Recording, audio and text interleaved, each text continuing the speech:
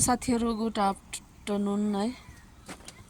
Duty सकेर भर्खर आइभयो। आउनु बित्तिकै लुगा उठाउँदै हो। लुगा तारभरि बिहान धोएर हिँडेको। बिहान त के बेलुका धोएको, बिहान चाहिँ सुकाएको। आएर लुगा उठाइ चाहिँ राख्नु पर्यो। उठाइराखेर हिँड्ने बेला भइहाल्यो। एकछिनबाट अलिकति काम छ तल र गएर आउनु पर्ने छ। नानीले उठायो होला भने ढुक्क परे के उठाउँथ्यो नानीले। उठाउने त होइन, एक साइड थुपारेर राखिदिएछ मेरो छोरीले। ड्युटीबाट आइ मात्रै सकेको छु।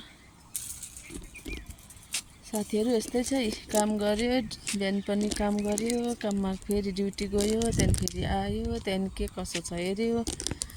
काम गर्दै जिन्दगी जाला जस्तो छ। बिहानको हतार, बेलुका आएर त्यस्तै।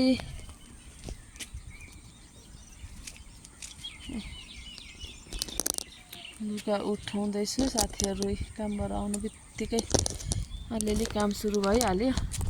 अझै कति छ काम गर्नुपर्ने।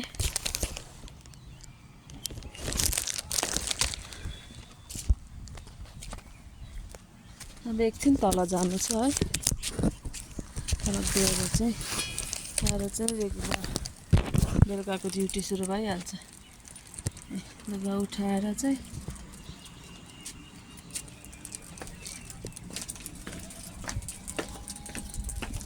बिहान काम गर, बेलुका काम गर, दिउँसो काम गर, काम भन्नु आउँदै जान्छ होला जिन्दगी साथीहरू।